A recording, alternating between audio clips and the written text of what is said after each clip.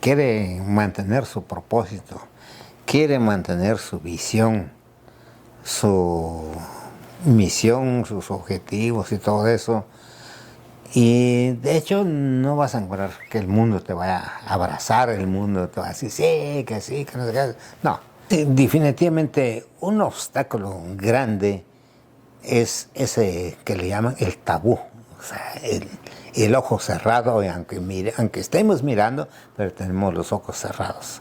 Elementos en el entorno de cada uno de nosotros que pueden muy bien ayudar a descubrir nuestro propósito, o sobre todo cuando nosotros fuimos al encargado de comunicación del ejército, cuando entramos en su despacho, nos dice, ¿dónde vienen ustedes? Nosotros venimos de Cabricán. Y fue a su mapa que estaba ahí en la pared y dice, Cabricán, Cabricán, Cabricán, Cabricán, y no lo encontraron entre la montaña. Y entonces nos hizo la pregunta, y bueno, ¿ustedes cómo quieren una frecuencia en FM si están metidos en la montaña? Hablamos acerca de la radio, de la comunicación y algunos otros factores que lo llevaron a participar no solo en medios de comunicación, sino en otras organizaciones, otras entidades. La pregunta sería, además de la radio, ¿qué otras acciones o decisiones tomó para mantener vivo ese propósito? Bien, igual voy a ser muy simple en este sentido. Hay varias acciones, en algunos casos fue de mi parte, en otros casos fui integrado a, por ejemplo, la formación política que tuve fuera de la radio, por otras organizaciones que nos orientaron a ir como profundizando más las causas de los problemas con los que convivimos en nuestro país, por un lado. Por otro lado, también fortaleció mi propósito el haber sido, por ejemplo, presidente de la Asociación Cultural Mamacomam, director de la radio. Aparte de eso, fui presidente de la Federación Guatemalteca de Escuelas Radiofónicas FEGER, que somos 8 a nivel nacional. A raíz de eso, fui electo como vicepresidente de la Asociación Latinoamericana de Educación Radiofónica, ALER, que estaba en su sede antes en Quito, Ecuador. Aparte de recibir capacitaciones en América del Sur, tuve la oportunidad de capacitarme en la República Dominicana en relación a un proyecto que allá tenían que se le llamaba Universidad Popular, que tenía que ver con la cuestión de la radio. A mi regreso implementé en la radio el programa Universidad Campesina, y es ahí donde otra vez vuelvo a que la gente actúe, a que las personas sean protagonistas de lo que ellos deseaban hacer o querían hacer. Este programa tuvo mucho pegue por muchos años en la radio. Y luego pues también tuve la oportunidad, a raíz de mi experiencia, convivencia en organizaciones, tuve la oportunidad de dar conferencias en Londres, Inglaterra, sobre varios aspectos, la cuestión de reforma agraria, la importancia de la identidad de los pueblos indígenas. Finalmente, pues también en esa misma línea de lograr un propósito, ya no solo a nivel local, departamental, nacional, sino a nivel de Centroamérica. Trabajé para Centroamérica, para un proyecto que se le llamó CAESI, Centroamérica en Sintonía, siempre con esa idea de que entre más organizados estamos, más unidos estamos, mejor protagonismo íbamos a tener en la transformación de las mentalidades o la descolonización de nuestras mentes en relación a la situación que nos encontramos. Es bueno resaltar que yo participé, fui electo en mi comunidad como presidente de la Comisión de Agua por un periodo de 4 años. En esos 4 años, nosotros, yo al menos, inyectando a los compañeros que no solamente nuestra función era que la gente tuviera agua, sino ir un poco más allá, impulsar proyectos de energía renovable. 4 proyectos impulsamos en la comunidad, que fue el primer proyecto a nivel del municipio, primer proyecto a nivel del departamento. ¿Qué buscamos con eso? Alcanzar otra vez el propósito, no solamente ahora personal, sino otra vez la forma colectiva en que ya no solo yo el que pensaba de un propósito, sino ya éramos varios los que pensamos un propósito por lo que se ha llamado el buen vivir. Me parece muy interesante cada aspecto, sin embargo es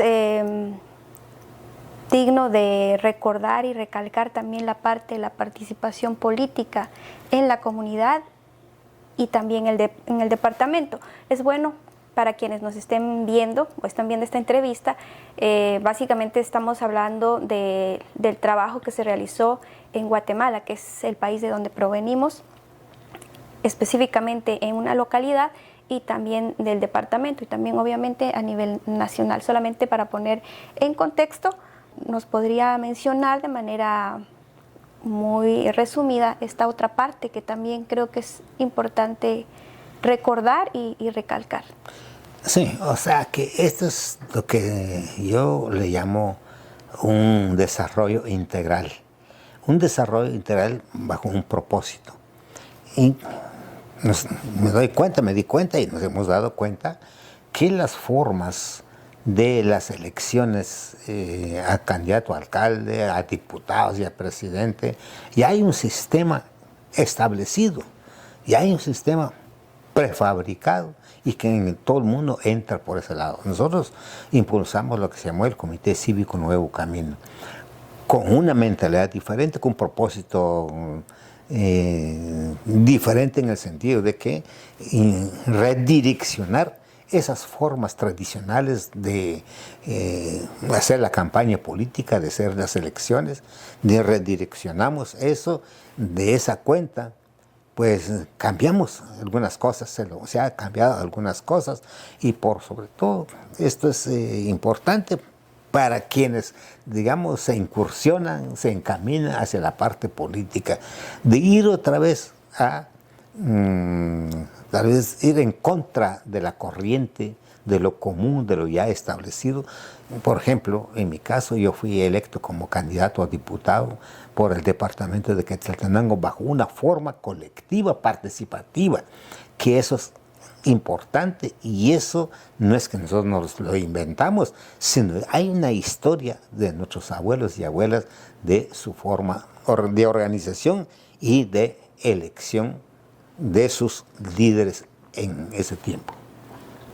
Muchas gracias por compartirnos esta parte, porque pienso que también es importante dentro del historial de vida que también conecta, todo esto va conectando con el propósito del trabajar al servicio de la comunidad, de los pueblos, y con esto que también es la comunicación, que van de la mano.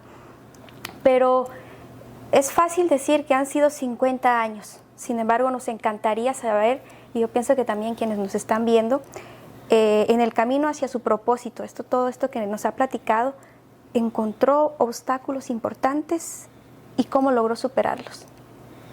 Sí, definitivamente un obstáculo grande es ese que le llaman el tabú, o sea, el ojo cerrado, aunque estemos mirando, pero tenemos los ojos cerrados. Otro obstáculo fuerte es la mentalidad, son los distractores que yo les he llamado, que tienen nuestra gente en su cabeza y que eso no permite que se pueda avanzar. Hay una situación que les dejo para que lo reflexionen, lo tomen en cuenta, es que si uno no lo hace, ¿quién lo va a hacer? Eso es el dilema. Si uno no lo hace, ¿quién lo va a hacer? Entonces hay que tomar riesgos, y esos riesgos tienen sus consecuencias. Entre otros, pues dicen, bueno, la idea de eso no es buena, el planteamiento de eso no es bueno, y que por eso fracasan, que por eso que no ganaron, porque ellos tienen otra forma de pensar, porque no piensan como nosotros, porque no regalan como nosotros, porque no engañan como nosotros. Esos son como los obstáculos ideológicos que han habido. Y que por supuesto también ha habido obstáculos económicos. Vas a hacer tu campaña política, vas a requerir de dinero, pero el dinero es un vehículo nada más, no es el elemento fundamental, que también ahí nosotros pues superamos eso mediante digamos, muchas personas que entendieron y comprendieron este proyecto político, tanto en la radio como a nivel político partidista, sí mostraron su apoyo. Sobresalimos y sin estar comprometiendo, en el caso mío, como candidato a diputada, sin ofrecer, sin regalar y sin comprometer, hacer compromisos personales con algunas empresas que se ofrecieron para dar el apoyo. Yo dije, no, nosotros salimos con lo que tenemos a nuestro alcance. Muchas gracias a ustedes. Y ahí la gente se prestó y sí nos apoyó. O sea que cuando uno está claro de su propósito, uno supera los obstáculos, tal vez no como uno los quiera, pero sí, nada es imposible, todo es posible cuando uno se propone a alcanzar ese propósito, propone alcanzar esa visión, esa misión, ese fin, ese objetivo. Es posible. Yo quisiera que hubieran muchos como yo y que hagan mejor las cosas que nosotros hemos hecho. Es bueno recalcar esta parte de los obstáculos que han aparecido en el camino de la parte del área política. Sabemos que venimos de un país el cual tiene muchísimos problemas, tanto socioeconómicos, entre otras cosas. Y en la parte de la comunicación, ¿cuáles fueron los obstáculos más importantes? Porque sabemos que hoy en día hacer periodismo, comunicación en el país sigue siendo hasta cierto punto una profesión arriesgada. Sabemos que ha ido evolucionando, pero dentro de esta otra parte me imagino que también hubieron obstáculos, retos o algunos momentos en los que se tenía que tomar decisiones concisas. ¿Cómo lo superó? Y si nos puede también hablar de forma o a grandes rasgos, cuáles han sido estos obstáculos también dentro de este ámbito de la comunicación, sabiendo la forma en la que funciona en nuestro país. Yo creo que hay varias formas de ver estos obstáculos. Un obstáculo es del Estado, que costó que nos aprobara la frecuencia. La razón fundamental es que nosotros somos indígenas, que estamos en la montaña, que no sé qué van. El siguiente obstáculo fue cuando nosotros nos metimos a conseguir la frecuencia en FM. Esta frecuencia que tenemos, la 105.1, esto fue en una subasta. Competimos con las grandes empresas comerciales de radio y logramos salir adelante. Es un obstáculo otra vez del Estado. Y por sobre todo cuando nosotros fuimos al encargado de comunicación del ejército, cuando entramos en su despacho, nos dice, ¿dónde vienen ustedes? Nosotros venimos de Cabricán. Y fue a su mapa que estaba ahí en la pared y dice, Cabricán, Cabricán, Cabricán, Cabricán, y no lo encontraron entre la montaña. Y entonces nos hizo la pregunta, y bueno, ¿ustedes cómo quieren una frecuencia en FM si están metidos en la montaña? ¿Hasta dónde llegamos a pensar en sentido contrario? La respuesta que yo di, y los compañeros que estaban ahí, dijimos, precisamente para eso queremos una frecuencia en FM. Estamos en la montaña, queremos que el pueblo, el país, el gobierno, el Estado reconoce que nosotros existimos. A eso, y a eso apuntamos la FM, para que se nos reconozca. Muchos, en realidad, existimos, pero no somos reconocidos. Un caso similar, lo que me pasó cuando yo tuve mi licencia de locución profesional, igual caso me pasó y me dijeron, bueno, y aquí, para que se tenga su licencia, tiene que hacer esto, y un montón de cosas que al final de cuentas logré superar eso. Por ese lado. Y por el otro lado está la parte, digamos, en el tema de la comunicación, que es la sostenibilidad de la radio. Somos una radio cultural, educativa, popular, y que no tenemos anuncios comerciales de grandes casas, por ejemplo. Y entonces es una gran dificultad. Pero nosotros hemos ido superando con lo que se ha llamado la sostenibilidad. Con lo que tenemos, conseguimos, y vamos superando esta parte de la sostenibilidad del proyecto comunicacional político de la radio.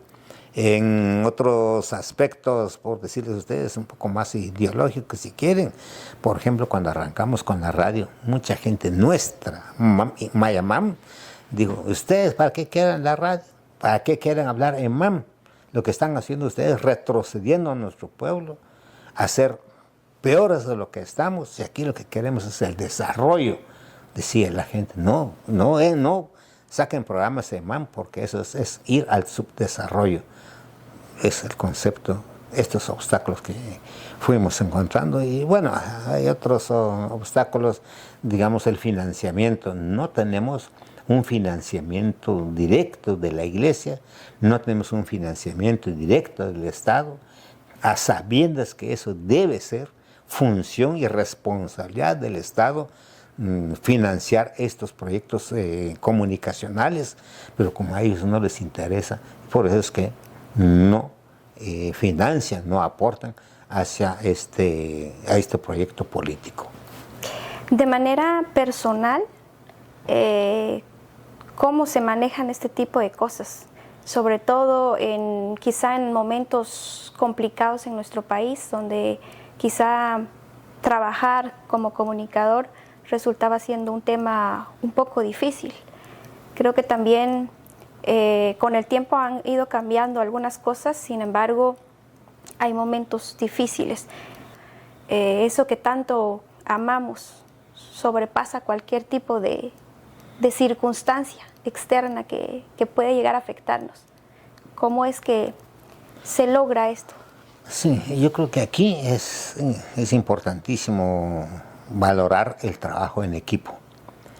Esto es elemental porque uno solo puede tomar decisiones equivocadas, pero cuando se plantean estas situaciones a nivel, por decirles algo, que en tiempo del conflicto armado que se dio, nosotros teníamos un discurso abierto, claro, frontal, y durante el conflicto armado, pues para resguardar nuestra vida, resguardar la vida institucional, tuvimos que cambiar nuestro discurso, tuvimos que cambiar nuestros mensajes, sin dejar por un lado totalmente el objetivo, el propósito de personal, el propósito colectivo, lo mantuvimos ahí, solo que fue direccionado de otra manera el mensaje que se fue pasando a través de la radio. Si bien es cierto, esto trae consecuencias como un comunicador social, trae consecuencias porque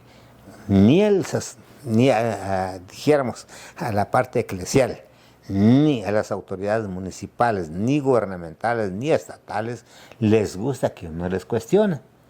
No les gusta, entonces ellos vienen con amenazas atrás de quienes estamos atrás de un medio de comunicación, y entonces ellos lo convierten a uno en víctima solo porque uno denuncia, solo porque uno plantea la situación en que se está viviendo en el país.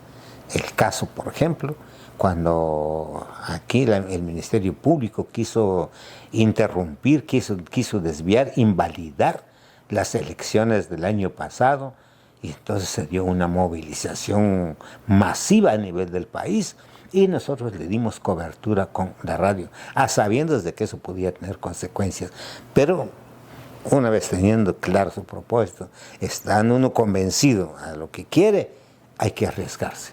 Hay que tomar esos riesgos. Afortunadamente no pasó mayor cosa, pero esta es parte de lo que uno tiene que encontrar y tener que enfrentar, tienes que convivir con esa situación y por sobre todo encontrar alternativas.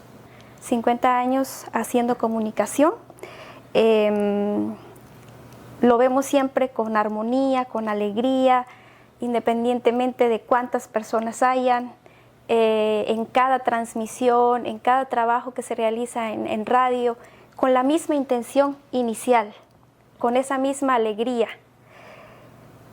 Esto asumo que tiene que ver muchísimo con aquello que nos apasiona. Y la pregunta sería, ¿de qué manera conectar con el propósito contribuye a una vida más plena y equilibrada?